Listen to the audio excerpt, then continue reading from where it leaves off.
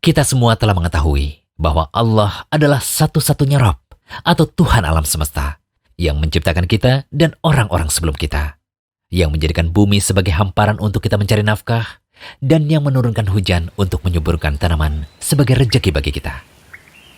Setelah kita mengetahui demikian, hendaklah kita hanya beribadah kepada Allah semata dan tidak menjadikan baginya tandingan atau sekutu dalam beribadah.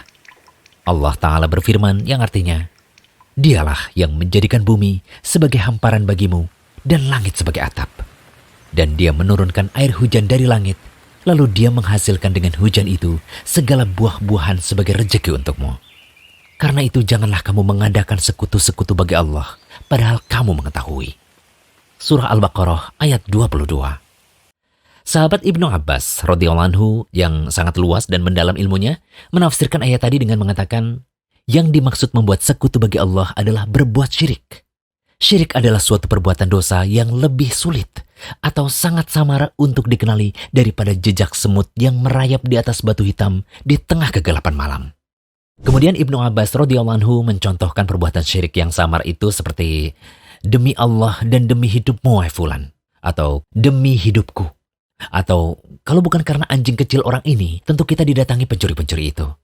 Atau kalau bukan karena angsa yang ada di rumah ini, tentu datanglah pencuri-pencuri itu. Dan ucapan seseorang kepada kawannya misalnya, atas kehendak Allah dan kehendakmu. Juga ucapan seseorang seperti, kalau bukan karena Allah dan karena fulan. Akhirnya beliau radhiyallahu anhu mengatakan, janganlah engkau menjadikan si fulan sebagai sekutu bagi Allah dalam ucapan-ucapan tersebut. Semua ucapan ini adalah perbuatan syirik. Hadis riwayat Ibnu Abi Hatim. Itulah syirik. Ada sebagian perbuatan yang telah diketahui dengan jelas bahwa perbuatan itu adalah syirik, seperti menyembelih, bernadar, berdoa, meminta dihilangkan musibah atau istighosah kepada selain Allah, dan terdapat pula bentuk syirik seperti yang dikatakan Ibnu Abbas dalam hadis tadi, yang sangat sulit dikenali atau sangat samar. Nah, syirik seperti ini ada dua macam. Pertama, syirik dalam niat dan tujuan. Ini termasuk perbuatan yang samar karena niat terdapat dalam hati, dan yang mengetahui hanya Allah Ta'ala.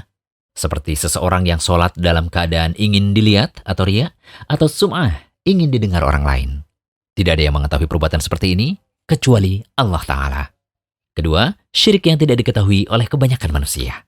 Syirik seperti ini adalah seperti syirik dalam ucapan selain perkara i'tiqad atau keyakinan. Nah, syirik semacam inilah yang akan kita bahas pada kesempatan kali ini. Salah satu di antara bentuk syirik yang sering diucapkan oleh lisan manusia, tetapi belum banyak yang mengetahui bahwa perkataannya termasuk dalam perbuatan syirik, adalah mencela makhluk yang tidak dapat berbuat apa-apa. Misalnya nih, bencana ini biasa terjadi karena bulan ini adalah bulan suruh. Atau mengatakan begini, sialan, gara-gara angin ribut ini nih, kita jadi gagal panen. Ya, sebagian orang begitu mudah mengucapkan perkataan-perkataan seperti tadi. Padahal makhluk yang kita cela tersebut tidak mampu berbuat apa-apa kecuali atas kehendak Allah. Mencaci mereka pada dasarnya telah mencaci dan menyakiti yang telah menciptakan dan mengatur mereka, yaitu Allah Ta'ala. Dalam sebuah hadis qudsi, Rasulullah SAW bersabda, Allah Ta'ala berfirman, manusia menyakiti aku. Dia mencaci maki masa atau waktu, padahal aku adalah pemilik dan pengatur masa. Akulah yang mengatur malam dan siang menjadi silih berganti. Hadis riwayat Bukhari dan Muslim dari Abu Hurairah. Rasulullah SAW juga bersabda, janganlah kamu mencaci maki angin. Hadis riwayat Tirmidzi. Syekh Al-Albani mengatakan bahwa hadis ini sahih. Dari dalil-dalil ini terlihat bahwa mencaci maki masa atau waktu, angin, hujan, dan makhluk lain yang tidak dapat berbuat apa-apa adalah terlarang. Larangan ini bisa termasuk syirik akbar atau syirik yang mengeluarkan seseorang dari Islam jika diyakini makhluk tersebut sebagai pelaku dari sesuatu yang jelek yang terjadi.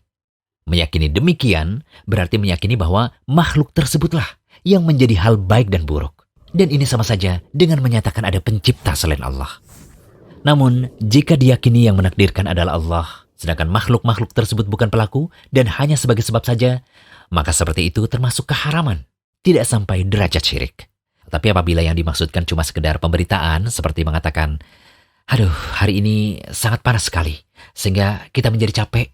Nah, ucapan seperti ini tanpa tujuan mencela sama sekali, maka seperti ini tidaklah mengapa. Untuk itu, kita harus berhati-hati dalam berucap. Sebagaimana sabda Rasulullah Sallallahu Alaihi Wasallam, sesungguhnya ada seorang hamba berbicara dengan suatu perkataan yang tidak dia fikirkan. Lalu Allah mengangkat derajatnya disebabkan perkataannya itu. Dan ada juga seorang hamba yang berbicara dengan suatu perkataan yang membuat Allah murka dan tidak pernah dipikirkan bahayanya. Lalu dia dilemparkan ke dalam jahanam. Hadis riwayat Bukhari. Semoga pembahasan ini menjadikan kita lebih berhati-hati dalam berucap. Hanya Allah yang memberi taufik dan hidayah. Jangan lupa kunjungi rumaisa.com. Update setiap hari, insya Allah.